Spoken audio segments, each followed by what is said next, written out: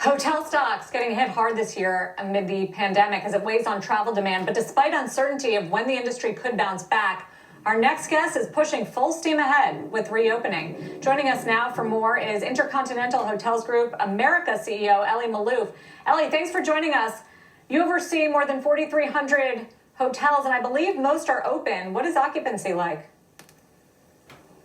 Thank you for having me with you today. I'm actually joining you from the Hotel Indigo, right on the banks of the Potomac River, right outside of Washington, D.C. It's great to be with our teams here in this hotel that's open and beginning to rebuild the business.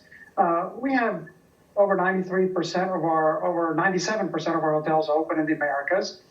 And you can look at the recovery since the drops in March and in April in a few phases. Of course, in March and April, we bottomed out in the industry at about 20% in occupancy, and even less across the industry in major urban areas. Then over the summer, you've seen a recovery driven by leisure, drive-to business, and some essential business. And as we get to the fall, we're into the second phase, and we hope to see the recovery from essential business travel, from some of the sectors like transportation, construction, medical, technology, entertainment that are doing a little bit better during this economic crisis. So we hope to see that during this segment of the recovery. Our business that's heavily focused in mainstream brands like Holiday Inn, Holiday Inn Express, our extended stay brands, is well positioned against these drive-to markets, against these industries that have been doing well. And so while the industry dropped quite a bit, obviously it's been a pretty rough year for hotel businesses. We dropped a little bit less than the industry. We're recovering a little bit better. And that's really because of our strategy of being concentrated in mainstream brands and franchised business across all 50 states and drive-to markets. How tied to your business and your recovery is airline travel? In other words, we've seen more people taking road trips. How much can you get back to full capacity until we get some sort of boom in travel, which still remains very depressed? Look, ultimately, to get to a full recovery in the industry, you need to see medical solutions, treatments, and vaccines, which we're hoping to see starting to progress by the end of this year and getting to broad distribution next year. And that will allow the large conventions and international travel to occur.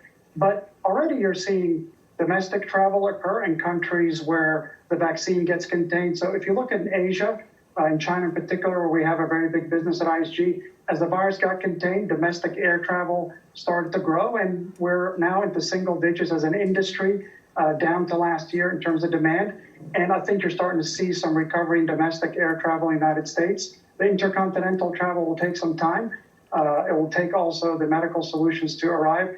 But we're a little less tied to that air travel. We're distributed mostly in drive-to markets.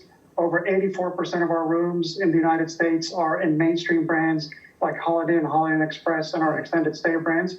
Yeah. So we're not as indexed to the air travel as we are to the driving travel. So, Elie, I wonder if we're seeing the return of the road trip in a sense. Not that it ever went away, but versus air travel. And if you think, based on the patterns you tend to see in travel, if people who maybe could afford to fly in the past would have flown somewhere are now driving, if they're more likely to continue that behavior even beyond the period post-pandemic when they have to.